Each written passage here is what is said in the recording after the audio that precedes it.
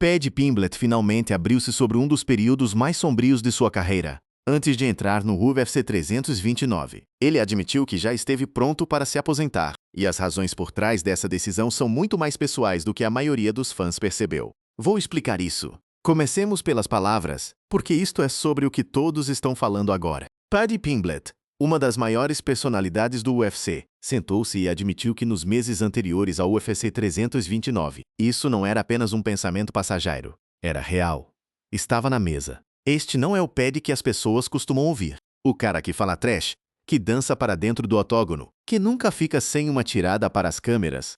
Esse mesmo cara dizia aos mais próximos que não sabia se queria continuar fazendo isso. Para entender como ele chegou lá, você tem que voltar para janeiro. Pimblett entrou no UFC 324 invicto na promoção, em uma sequência de 7 vitórias, prestes a desafiar pelo ouro leve interino contra Justin Gaethje. Tudo estava alinhado. Uma vitória o coloca em uma luta de unificação de título com Ilia Topuria, seu rival mais odiado no esporte. Em vez disso, ele saiu daquele octógono com o rosto desfigurado, e uma derrota por decisão unânime no currículo, sua primeira derrota dentro do UFC. A luta em si foi brutal. Pimblett mostrou dureza incrível contra Gaethje, apesar de perder a decisão clara, levando 200 golpes, 144 deles significativos. Ele foi os 5 rounds completos com um cara que seria coroado campeão indisputável. Mas no momento, nada importava. A reação foi rápida e severa, alegando que Pimblett era um contendente fraudulento, que não tinha ganhado a chance pelo título, e que tinha sido precipitado à luta, porque o UFC o via como uma estrela lucrativa. Então essa onda de críticas ficou pessoal. O contendente de peso leve Arman Tsarukyan não se conteve, dizendo a Ariel Helwani que Pimblett precisava tirar um intervalo de 5 ou 6 anos após essa luta, porque ele tinha sido derrubado umas 15 vezes, e isso fazia muito mal ao cérebro dele. Tsarukyan continuou, chamando-o de estúpido, dizendo que ele seria ainda mais louco após a luta, e chamando-o de pior lutador do UFC. Esse lixo, zero lutador. E então Topuria, o homem para o qual Pimblett havia estado se preparando há mais de um ano. E isso doeu ainda mais. Em vez de se envolver com ele após a derrota, Topuria o zombou abertamente, chamando-o de pequena salsicha, e dizendo que a única coisa que ele precisava fazer era vencer um homem de 38 anos, e nem conseguiu isso. Esse é o barulho em que Pimblett estava se afogando. Não apenas uma derrota, uma humilhação muito pública, somada a rivais que esperavam há anos, pela chance de dizer isso em sua cara. E é aqui que o papo sobre aposentadoria começa a fazer sentido. Porque Pimblett sempre foi muito aberto, que seu relacionamento com sua própria mente não é tão simples quanto a persona barulhenta e confiante sugere. Ele explicaria depois exatamente por que fala sobre isso tão abertamente. Em uma entrevista com BBC Sport, ele disse que havia estado lá mesmo anos atrás, antes do UFC, com pensamentos loucos na cabeça, e então seu colega se matou 36 horas antes de ele lutar. Isso não é frase para pedir simpatia. Essa é a base do porquê, quando as coisas ficaram sombrias novamente após Gaethje. Não era apenas um humor baixo abstrato, era algo que ele reconhecia. Pimblett explicou que falou abertamente sobre saúde mental dos homens, porque ele mesmo já viveu tempos sombrios, e que antes de entrar no UFC, ele tinha muitos pensamentos difíceis na cabeça. Então, quando perguntam como um cara que perdeu uma guerra de 5 rounds, e foi zombado por metade da divisão de peso leve acaba falando sobre aposentadoria, entenda que isso não era território novo para ele. Ele já tinha estado ali antes. Desta vez pesa mais porque as apostas eram diferentes. Em 2018, era um garoto sem nada a perder, subindo aos poucos no Cage Warriors. Em janeiro deste ano, ele era uma das maiores atrações do UFC, alguém de quem se esperava que lidasse com a pressão com sorriso e piada. A máscara rachinou. E durante um tempo, segundo ele mesmo, estava pronto para abandonar tudo, do esporte que tinha definido metade de sua vida, que ele buscava desde adolescente numa academia em Liverpool. Essa é a parte da história que fica enterrada sob manchetes sobre vitórias por submissão e desafios, antes de qualquer arco de redenção, antes do desfecho de 52 segundos que teria todo mundo do MMA falando novamente. Havia uma versão de Paddy Pimblett que genuinamente considerou que o UFC 324 poderia ter sido sua última luta. Não porque o corpo não aguentasse, porque a mente não podia. E é essa tensão que precisamos entender por um instante, porque explica tudo o que aconteceu em seguida. A lesão que ele escondia, o luto que ele ainda estava carregando, as dúvidas da própria equipe sobre se ele devia aceitar a luta em St. Denis. Tudo isso acontecia nos bastidores, enquanto a máquina do UFC seguia avançando, tornando o UFC 329 um dos maiores cards do ano. Paddy deveria ser uma nota de rodapé em uma noite liderada pelo retorno de Conor McGregor. Em vez disso, ele se tornou a história sobre a qual ninguém conseguia parar de falar. Mas chegar lá significava se recuperar de um lugar que a maioria dos lutadores nunca admite publicamente. Para entender o quão escuro as coisas realmente ficaram, você tem que olhar além do placar da luta com Gate e para o que acontecia com o corpo e a mente de Pimblett nos meses seguintes. Logo após a derrota, Pimblett tentou minimizar completamente. Em sua primeira declaração pública, ele insistiu que todos deveriam saber que ele estava bem, que não tinha lesões antes da luta, se sentia ótimo, com ótimo treino e corte de peso fácil. Essa é a versão performática de Pad, queixo erguido, sem desculpas, de volta ao trabalho. Mas isso não se sustentou. Meses depois, um quadro muito diferente emergiu. Pimblett eventualmente admitiu ter se desviado do plano de jogo naquela luta, revelando que uma lesão prejudicou sua abordagem. Reportagem do Bloody Elbow delineou a cronologia. No imediato após a luta, ele havia dito que as únicas lesões com as quais estava lidando eram nos olhos. Mas em abril, ele afirmava que ainda lidava com lesões, no início do campo de treino, ligado a uma ressonância feita recentemente. Pense no que significa. O cara que disse ao mundo que estava bem estava sendo discretamente examinado meses depois, ainda trabalhando em algo de uma luta que havia terminado em janeiro. Esse não é o perfil de alguém que se recuperou da forma que seus comunicados públicos sugeriram. Isso é alguém lidando com a dor em silêncio, dizendo às câmeras que tudo ia bem. E não era apenas físico. Adiciona a isso o ataque online, que não parou após a semana da luta. Pimblett teve que continuar se defendendo, alegando que, sem furos nos olhos e golpes baixos, a luta seria diferente, enquanto Topuria insistia que ele nunca seria um verdadeiro contendor. Toda vez que ele tentava avançar, alguém estava lá para lembrá-lo da pior noite de sua carreira. Foi nesse ambiente que surgiram os pensamentos de aposentadoria.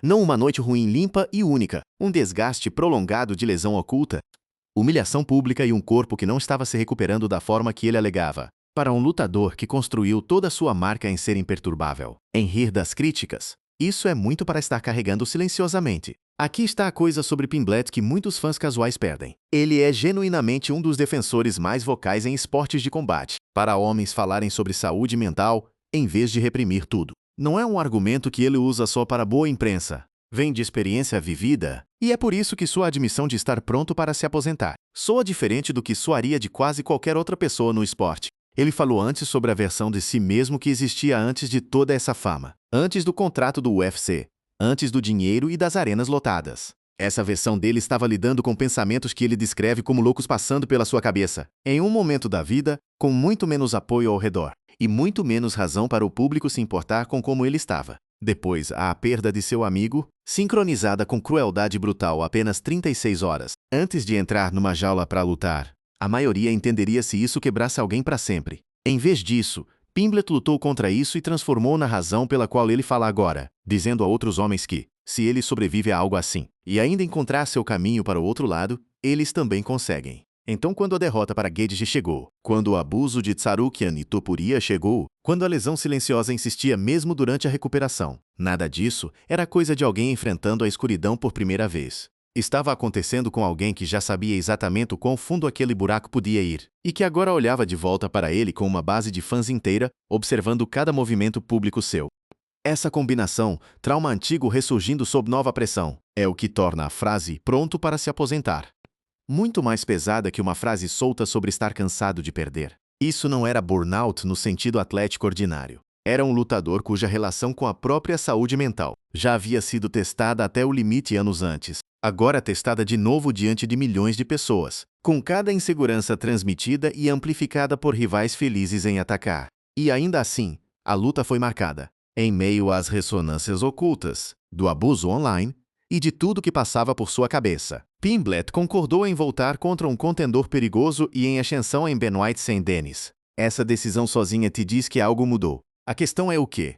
E quem o tirou disso? Se a história parasse em Pad e considerou se aposentar, seria só uma nota triste. Mas não para por aí. Porque em algum lugar na primavera, algo mudou. E essa mudança merece ser vista com cuidado, porque explica por que o UFC 1329 importou muito mais do que um combate de retorno normal. Parte era puro fogo competitivo. Pimblett nunca foi tímido sobre como a percepção daquela perda para Gate mudou uma vez que Gate se tornou campeão indisputável. Ele disse sem rodeios que era loucura ter uma sequência de 7 vitórias antes da perda e tivesse recebido mais respeito por perder aquele combate do que recebera em toda a sequência. Lutando em um esporte louco com fãs loucos, onde dizem que você perdeu, mas na verdade venceu. Essa visão importava para ele. Ser capaz de dizer que ele resistiu até o final, contra o homem que continuou a brutalizar Topuria, e vencer o cinturão lhe deu algo em que se agarrar, que o placar sozinho não mostrava. Mas validação competitiva só vai até certo ponto, quando você está lidando com o que ele estava lidando. A mudança maior parece ter vindo, de voltar para a coisa, que o levou através do período mais escuro de sua vida na primeira vez, falando sobre isso em vez de enterrá-lo. É por isso que a entrevista da BBC é tão importante nesta história. Pimblett não esperou por uma pergunta de coletiva de imprensa para levantar sua saúde mental. Ele o ofereceu voluntariamente, vinculando suas lutas atuais diretamente ao período mais escuro de sua vida, aquele que incluía perder seu amigo logo antes de uma luta. Ele mencionou que seu colega se suicidou 36 horas antes de lutar, usando essa memória como a âncora para explicar por que fala sobre isso tão abertamente agora. Há algo importante no timing dessa entrevista. Ela saiu cerca da mesma época em que ele anunciava seu retorno, dizendo ao mundo que ele ia lutar em 12 semanas, com a data marcada para 11 de julho. Ele não estava separando a vulnerabilidade do anúncio. Ele as colocou lado a lado. A mesma entrevista em que ele confirmou que estava voltando para a jaula foi a entrevista em que admitiu o quanto perto esteve de não voltar a entrar. Essa é uma escolha deliberada. Um lutador tentando proteger sua imagem não oferece esse tipo de informação logo antes de um retorno crucial. Ele faz porque se tornou parte de como ele processa as coisas, transformando a luta privada em algo público, algo que outras pessoas que se sentem da mesma forma podem ver, e talvez se reconhecerem nelas mesmas. Cerca da mesma época, ele estava enfrentando as consequências práticas da questão da lesão também. Ele havia parado de negar que algo tinha dado errado no UFC 324, e em vez disso começou a enquadrar seu retorno em torno de corrigi-lo, treinando de forma mais inteligente, abordando o que a ressonância magnética tinha mostrado, construindo um acampamento que não era apenas sobre resistência física, mas sobre realmente corrigir o que deu errado da última vez. Há também a questão de quem ele estava escolhendo para lutar a seguir. Benoit Saint-Denis não era um oponente fácil para o retorno. Saint-Denis, um ex-membro das Forças Especiais do Exército Francês, perfilado como um dos confrontos mais difíceis para Pimblett no peso leve, e estava entrando no confronto sem medo. Este é um lutador com poder de nocaute e instintos de finalização, classificado acima de Pimblett no ranking oficial.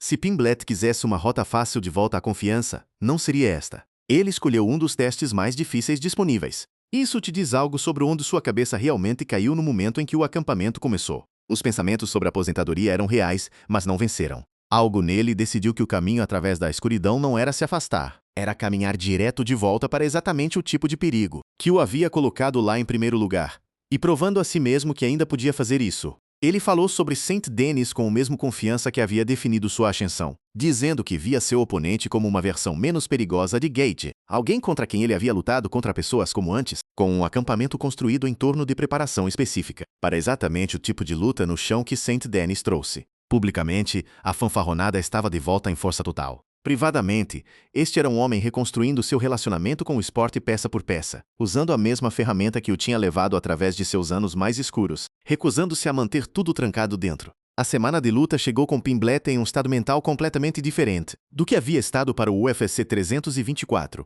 Ele observou que perder aquela luta realmente o havia impulsionado para frente, e que desta vez ele não sentia nenhuma pressão, enquanto da última vez sentia, lembrando-se de ter dito ao seu treinador pouco antes da saída que havia ficado muito nervoso, o que era estranho porque ele nunca fica nervoso. Esse é o arco se completando.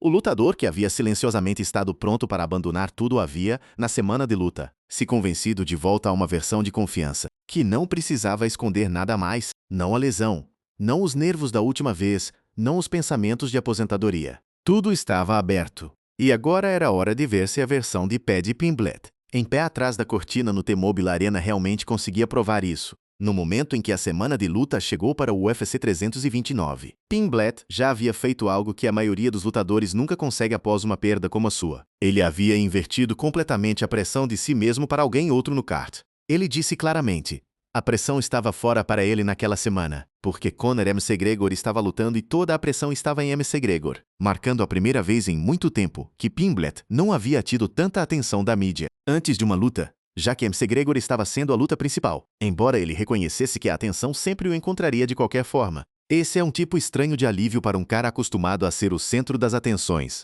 Mas dado tudo pelo que ele havia acabado de passar, a lesão oculta, o abuso online, os pensamentos de aposentadoria, o luto ressurgido, um pouco de anonimato antes de uma luta de volta poderia ter sido exatamente o que ele precisava.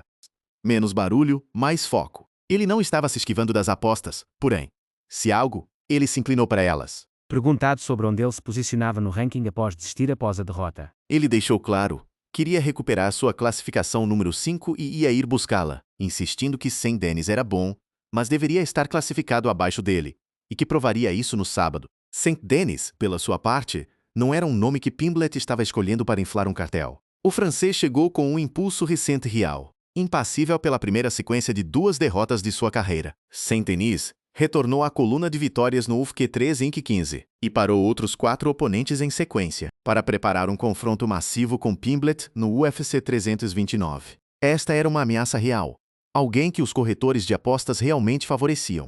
Apesar da incrível sequência de vitórias que precedeu sua luta pelo título com Gage, Pimblett na verdade entrou no UFC 329 como um ligeiro azarão para o surging St. Denis. Deixe isso afundar por um segundo. Um homem que, meses antes, pesava tudo em silêncio, se deveria se afastar do esporte completamente. Agora estava entrando em um evento co-principal como azarão nas apostas, contra um matador em uma sequência de 5 lutas. Não havia pouso suave agendado aqui. Se ainda houvesse dúvidas escondidas no fundo da mente, esta luta foi feita para expô-las na hora. Mas Pimblett não parecia se proteger. Falando sobre o duelo, ele detalhou como via o final. Dizia não ver como St. Denis o venceria, ou seria derrubado e estrangulado, ou nocauteado de pé, porque não tinha o condicionamento ou queixo.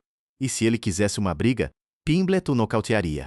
Esse tipo de fala havia definido sua carreira desde o início, mas desta vez veio carregado com algo extra, o conhecimento, não dito nas entrevistas, mas real nos bastidores. Que isso não era apenas sobre rankings ou direitos de se gabar. Era sobre provar a si mesmo que a versão dele que considerou desistir havia desaparecido, substituída pelo lutador que já superou muito pior que uma derrota por decisão em 5 rounds. O card ao redor dele virava uma das noites mais aguardadas do ano, independente do resultado de sua luta. McGregor estava retornando após 5 anos de ausência para enfrentar Max Holloway novamente, e todo o desenvolvimento havia consumido a maior parte do oxigênio da sala. Pimblett estava lutando à sombra desse espetáculo, o que o agradava. Menos escrutínio, mais espaço para apenas sair e fazer o trabalho. Nos bastidores, antes da entrada dele, a tensão era palpável, a ponto de quem estava no caminhão de produção sentir.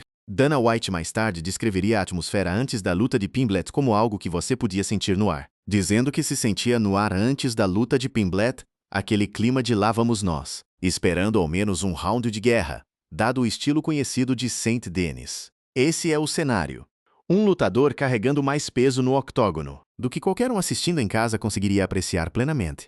Lesões ocultas na maioria resolvidas, luto processado em vez de enterrado, pensamentos sobre aposentadoria confrontados em vez de agidos. Entrando na frente de uma plateia ao vivo contra uma ameaça ao vivo, com toda a divisão dos leves observando para ver qual versão de pé de Pimblett apareceria. O que aconteceu a seguir não demorou muito para responder essa pergunta. A parada veio rápido. Pimblett pegou St. Denis se comprometendo com uma derrubada no início, se agarrou ao seu pescoço e se recusou a soltar. St. Denis conseguiu sobreviver inicialmente, mas Pimblett se manteve comprometido e fez alguns ajustes, antes de ele, eventualmente deixar o francês inconsciente. Com um dar-se a menos de 1 minuto do primeiro round, 52 segundos. Isso bastou para responder meses de dúvidas. Ele descreveu a técnica depois com o mesmo estilo que havia carregado para a semana da luta, chamando de um acabamento híbrido e explicando que descreveu o acabamento como uma mistura entre um derce e um gravata peruana, uma técnica que havia treinado pela primeira vez em uma década apenas 5 semanas antes da luta. Depois veio a frase que resumiu toda a sua mentalidade no momento. Ele disse que é assim que é bom seu jiu-jitsu, que ele consegue ligar as coisas perfeitamente, que ele nunca tinha feito aquilo antes e apenas fez na hora. É assim que ele funciona. E que seu jiu-jitsu é o melhor do mundo. A reação em todo o esporte foi imediata. Isso não era apenas o próprio time de Pimblett celebrando. Todo o elenco começou a pesar suas opiniões dentro de minutos. O veterano dos pesos meio Matt Brown postou perguntando se a próxima luta deveria ser apenas Topuria contra Pimblett, chamando-a de luta mais fácil de fechar. O pena Billy Quarantilho o chamou de a coisa real. E não parou com lutadores ativos, antigos desafiantes por título Kenny Florian. E Glover Teixeira elogiou o grappling de Pimblett no co-evento principal de um card encabeçado pelo retorno de Conor McGregor contra Max Holloway. Até Dana White, que não distribui elogios levemente, deixou claro o quanto essa vitória importava para a posição de Pimblett no esporte, dizendo que ele não sabia o que os outros pensavam, mas Pimblett havia ganhado tanto respeito daquela última luta, com seu time de redes sociais, dizendo que Pimblett ganhou cerca de 2 milhões de seguidores entre a noite da derrota e a manhã seguinte, e que ao sair para essa luta, Pimblett parecia se portar como se já fosse o campeão mundial. No octógono imediatamente depois, Pimblett não perdeu tempo transformando a emoção do momento em puro teatro, dizendo a Joe Rogan e à multidão, submissão do ano, e que ele sabia que St. Dennis estava inconsciente. Eles tinham que verificar, porque ele havia dito a todos durante toda a semana que St. Dennis ia disparar, que ele ia agarrá-lo e que ia sufocá-lo até ele apagar. Todas as previsões que ele havia feito na preparação se tornaram realidade quase exatamente como prometido, em um palco onde o mundo inteiro estava assistindo. Na coletiva, os desafios não paravam.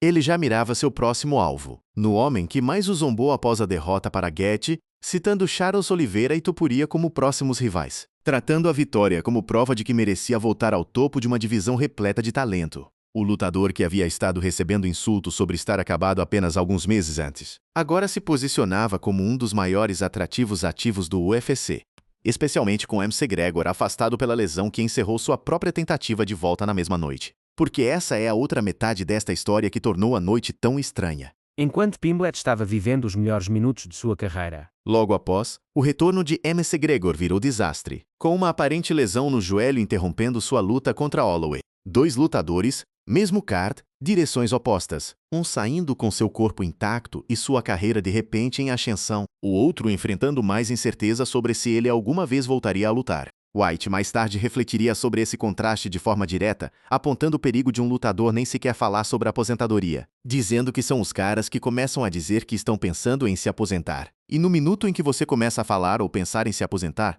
você absolutamente, positivamente deveria. Ele falava de McGregor. Mas quem prestava atenção nas admissões do próprio Pimblett, nos meses antes daquela noite ouviria essas palavras soarem diferente, porque Pimblett já havia vivido exatamente essa encruzilhada. Ele já havia se sentado com o pensamento de se afastar para sempre. A diferença é que ele não ficou parado ali, seja o que o trouxe de volta, o antigo hábito de falar em vez de se esconder, a rivalidade inacabada com Gaethje e Topuria, a teimosia que definiu toda a sua carreira, o levou à gaiola da T-Mobile Arena em forma de luta, mentalmente presente, e pronto para terminar o trabalho em menos de um minuto. O nocaute o colocou em 10 vitórias para uma derrota em suas últimas 11 lutas. 5 dessas vitórias por submissão, e firmemente de volta às conversas sobre título na categoria leve que o haviam descartado apenas alguns meses antes. Mas o recorde conta apenas parte da história. A história mais completa é aquela que começou com um lutador informando discretamente as pessoas próximas a ele que estava pronto para parar, e terminou com ele saindo do octógono para 2 milhões de novos seguidores. Uma lista extensa de principais contendentes gritando seu nome, e uma divisão de repente incerta sobre como determinar seu ranking.